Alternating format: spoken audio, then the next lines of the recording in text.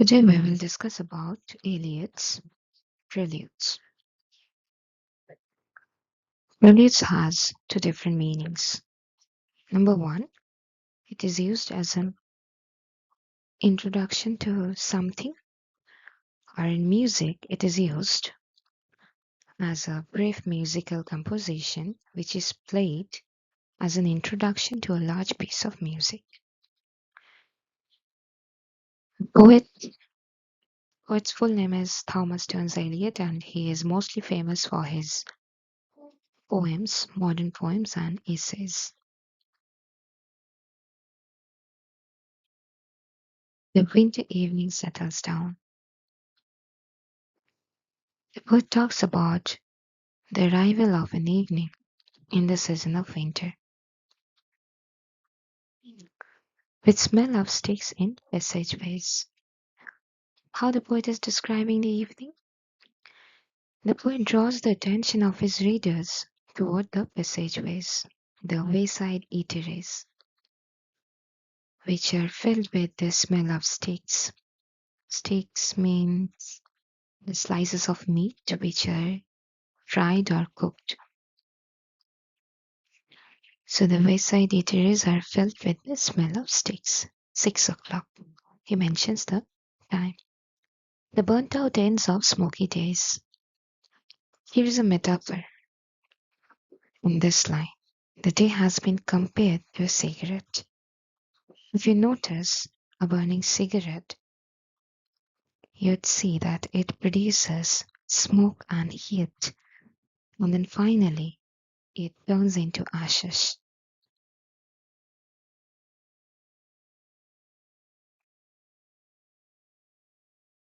Many critics suggest that the end part of the day is the last and worst part of the day. And in this poem, the poet has said that the evening is like the burnt out end of a cigarette.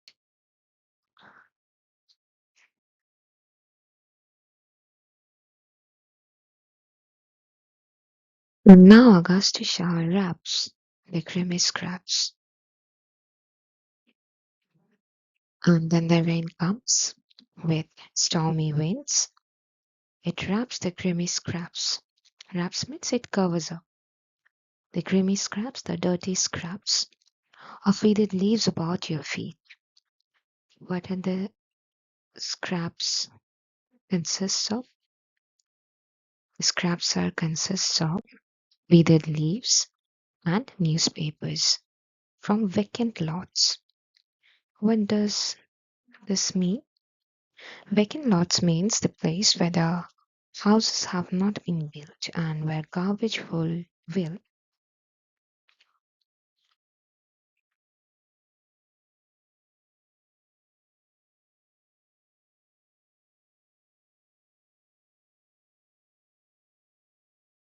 where garbage hills will raise their heads.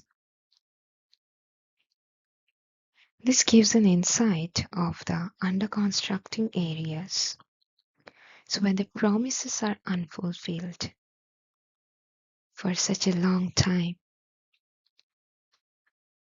the showers beat on broken blinds and chimney pots. The raindrops were beating upon the broken blinds. Broken blinds are the wooden window screen. So it says that the showers were beating upon the broken window screen and on the chimney pots. And at the corner of the street, he draws his reader's attention to the corner of the street. What is there? What kind of picture he draws there? A lonely cab horse steams and stamps. He says that there is a cab horse who is lonely, and that cab horse steams and stamps. Steams means releasing steams or vapor from his mouth and nostril, which is a symbol of winter. and stamps. He raises his feet, then brings them down forcefully to show his impatience. The horse is very impatient. And then the lightning of the lamps. And finally,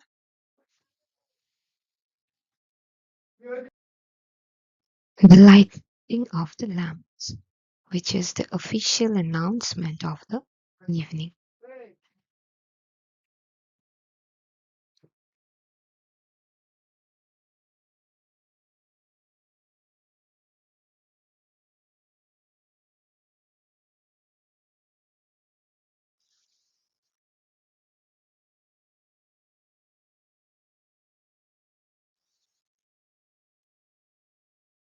Let's discuss the next stanza.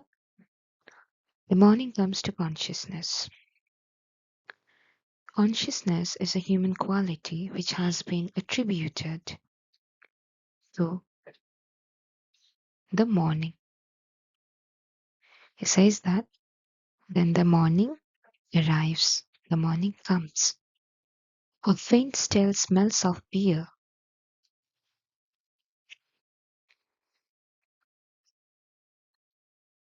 The morning has always seen as a new beginning, but here the poet has drawn a different picture. He says that the morning does not bring any new hope, or it is not a new beginning.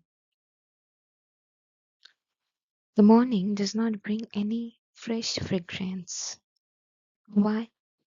Because he says that the morning air is filled with stale smells of beer. Why did the poet say so?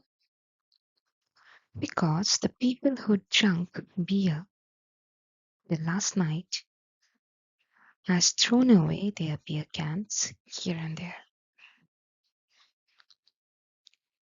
This produces the stale smells, the stale smell in the morning.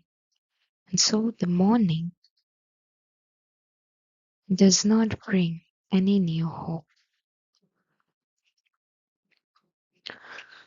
From the sawdust trampled street, with all its muddy feet that press to early coffee stands. From the sawdust trampled street, okay. Sawdust means when the tree is wet due to the overnight rain. And the people, muddy feet means he refers to the working class people who are busy to reach their workplace and they are looking for coffee stalls in an early winter morning. So they are very busy to reach their destination.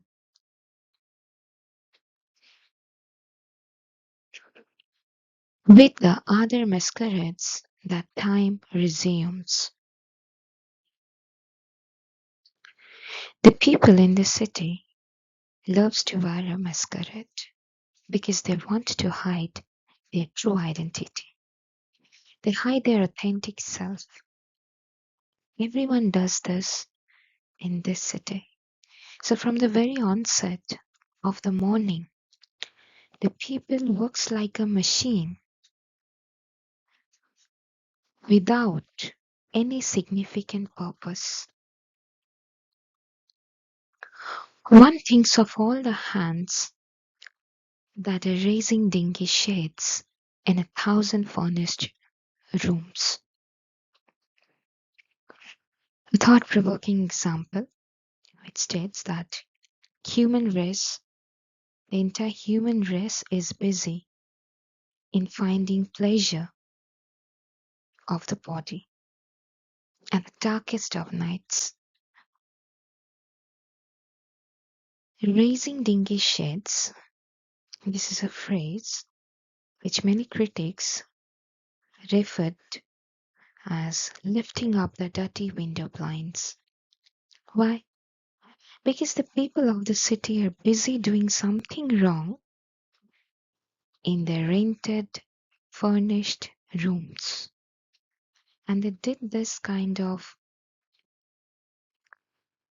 wrong works in the darkness of the night,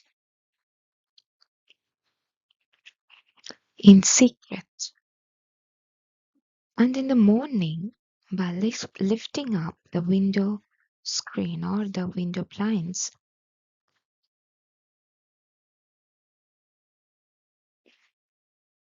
they expect that the sweet, pleasant air would fill their heart to content. But this never happens.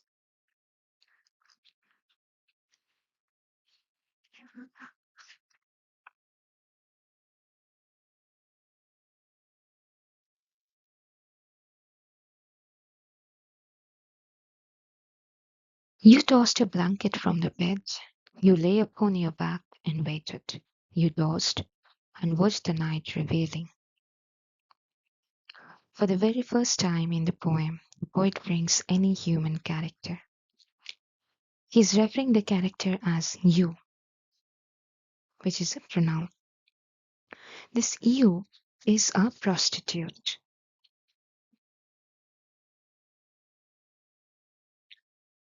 Through the pronoun you, the poet is referring to a prostitute. He tells the story of a prostitute. She was lying flat on bed and looking at the ceiling.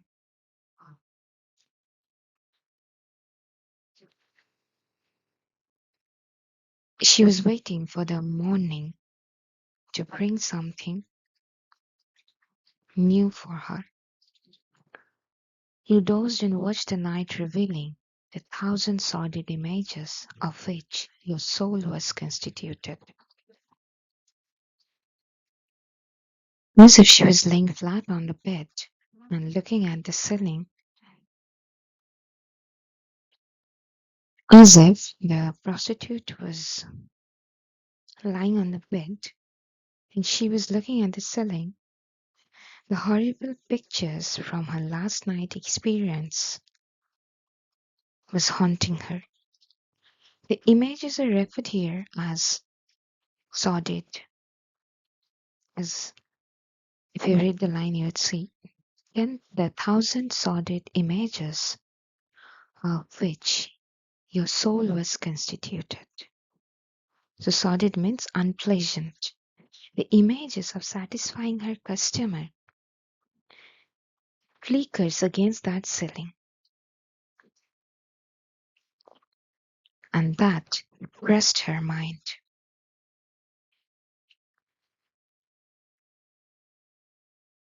They flickered against the ceiling, so that images were coming like a series of pictures. And when all the world came back, when the light crept up between the shutters, and you heard the sparrows in the gutters, you had such a vision of the street, as the street hardly understands. Now morning has come, and after the long sleep of night, after the long recess of night, the world has come back to be active again. The sunbeams of the rising sun is creeping between the shutters.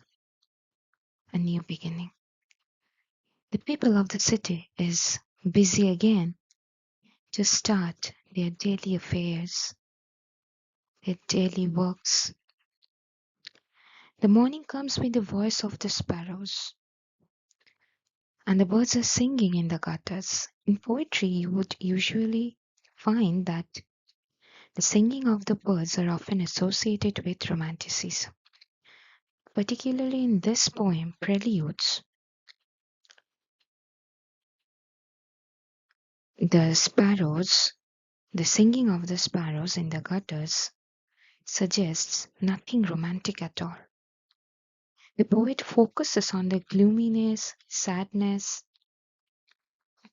which is evident even in the chirping of the birds. He then says that the prostitute has such a vision which the street would never understand. Again, understanding the human quality has been attributed to the street. What is her vision which the street would never understand? Her vision is about her customers. She thinks of her customers. She thinks that they would come to her.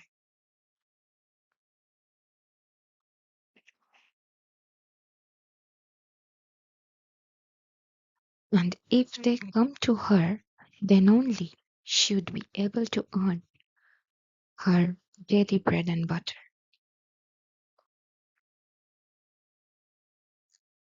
Her pain in this furnished rooms is beyond the knowledge of the street.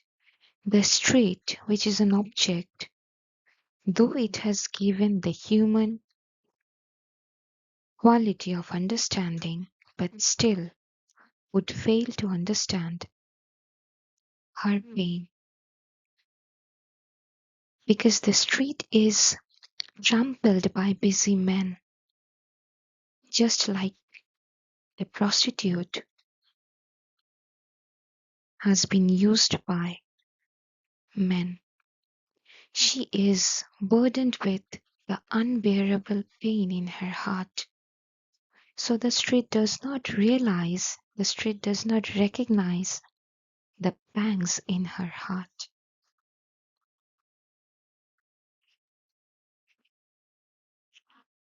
Sitting along the bed's edge, where you curl the papers from your hair, or clasped the yellow soles of feet in the palms of both soiled hands.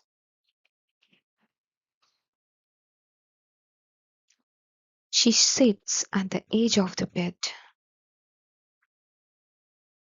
and she's removing the paper colors from her hair. Or there is another possibility of a walk in the morning. As the poet has pointed out that she has clasped the yellow soles of her feet.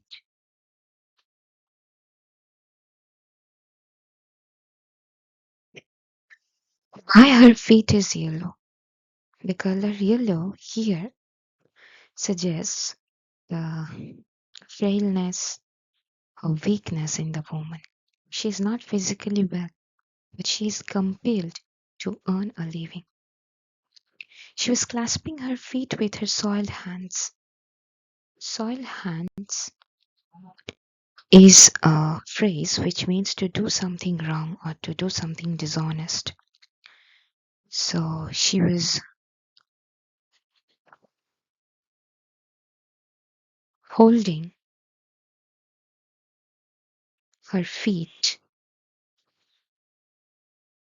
with her hands.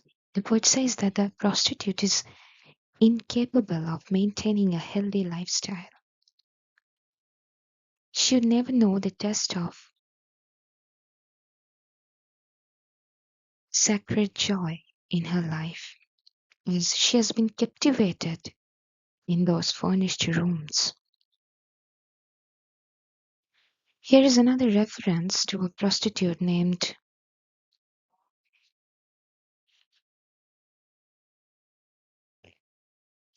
Birth,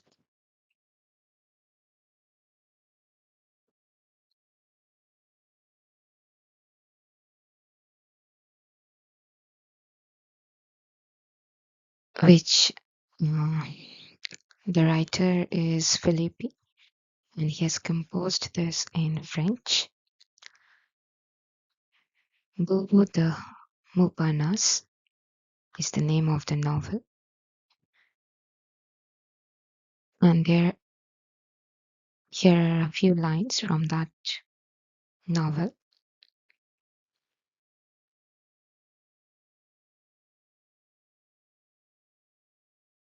Bert in her chemise had just caught up.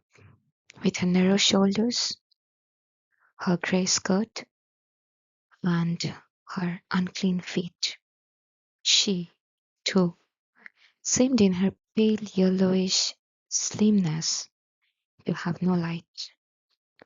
With her puffy eyes and craggy hair, she, too, was in disorder, and her thoughts lay heaped confusedly in her head.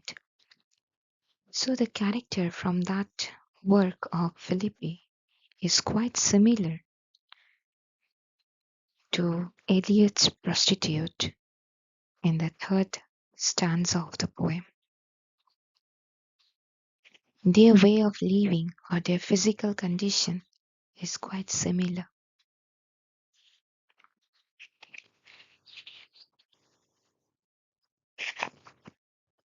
This is how the critics have drawn a connection between these two.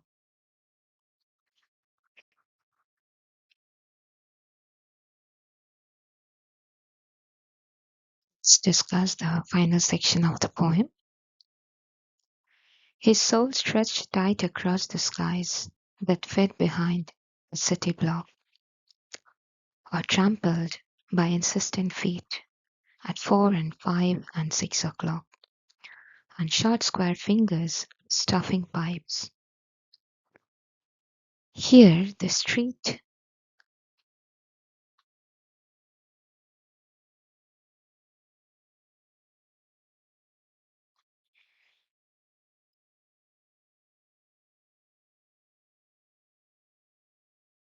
here his soul means the soul of the street. Street stretches its soul tightly across the skies from one side to the other, from one horizon to the other. Eliot deliberately talks about the soul of the street through his poetic power of imagination. Street is an object, and through the power of a poet's poetic license, the poet says this line that his soul stretched right across the skies. The street has been adorned here. Which thought is contradicting the lifestyle of the prostitute?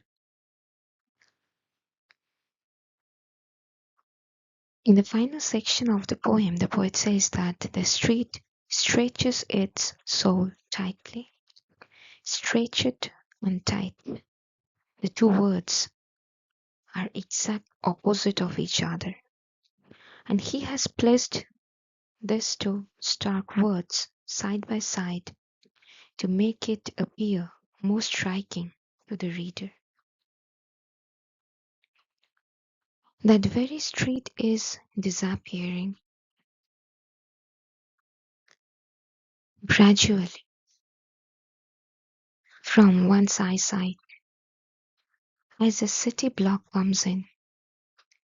A city block creeps in. A city block means a cluster of houses, a group of houses. So because the city block has appeared, the street is hidden.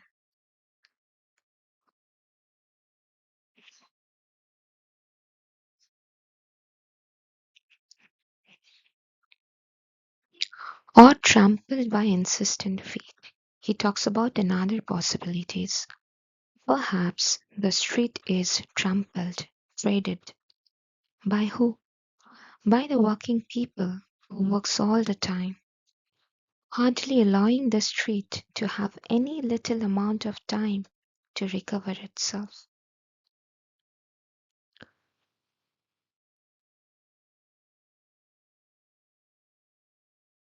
Insistent feet means the repeated walking of people. They walk at 4, at 5, at 6, all the time. And short square fingers stuffing pipes. He says that while walking, They are filling their pipes with tobacco.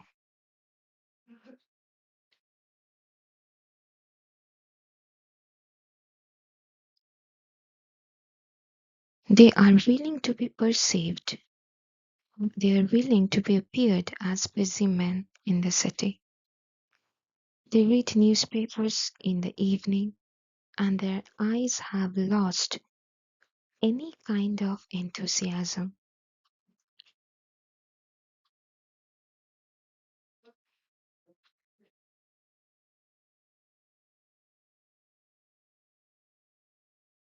And evening newspapers and eyes assured of certain certainties, the conscience of a blackened street impatient to assume the world, as if the people in the street,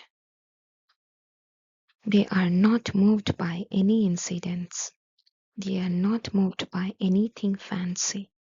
They're pretty sure of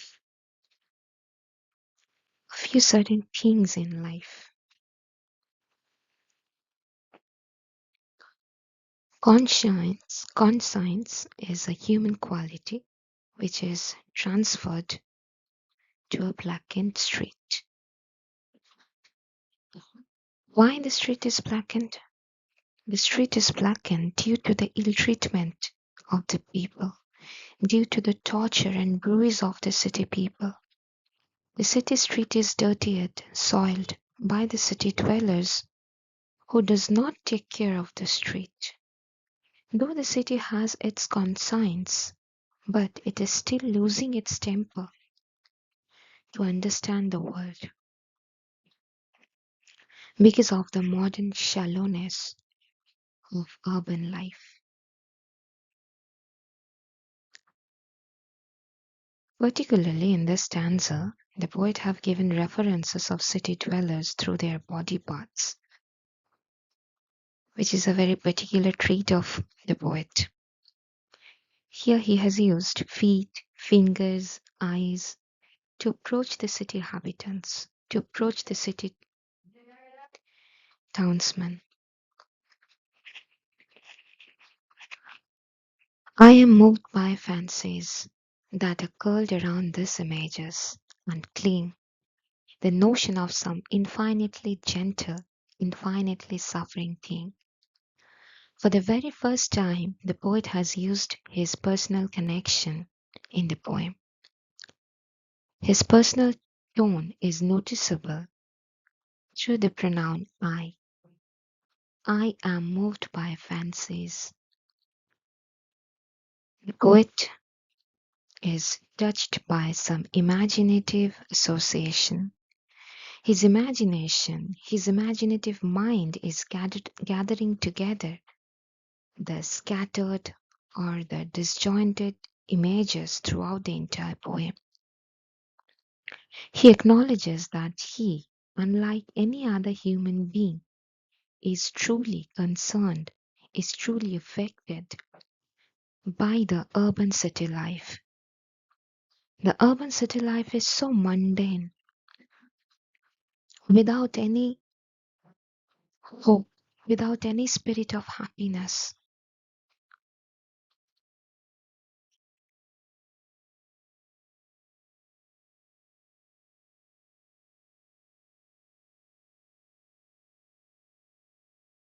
The phrase infinitely gentle and infinitely suffering king suggests the image of Christ, who suffered the immense pain of crucifixion for his infinite love for mankind.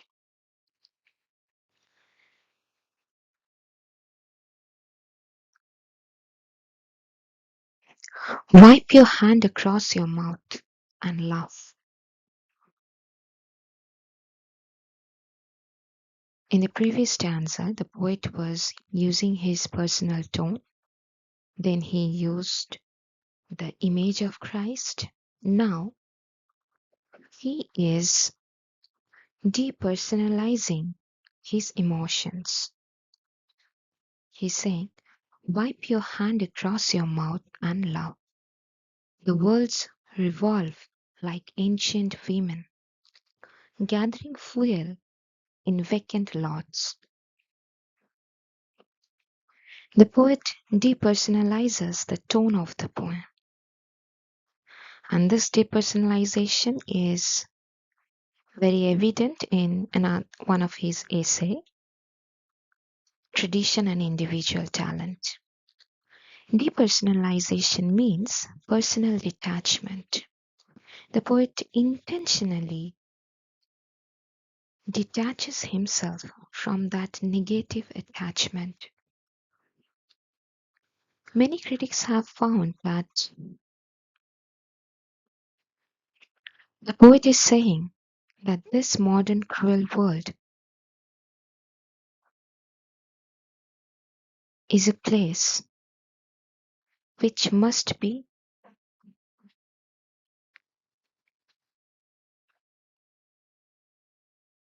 overcome by human beings. The modern cruel world must know how to overcome any harsh situations through laughing. This love is not a genuine love.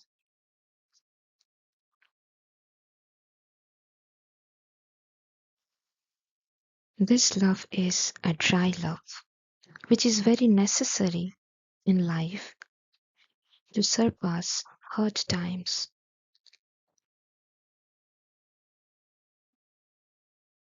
In order to survive,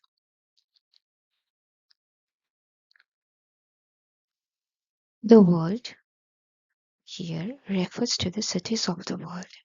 The cities which are same, unchanging, monotonous.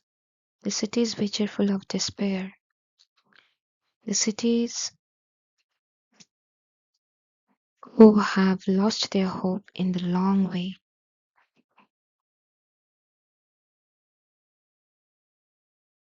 Here is a simile which compares the world to the ancient women who are fail gatherers. The women visit vacant lots. Vacant lots, the phrase which was used once in stanza 1.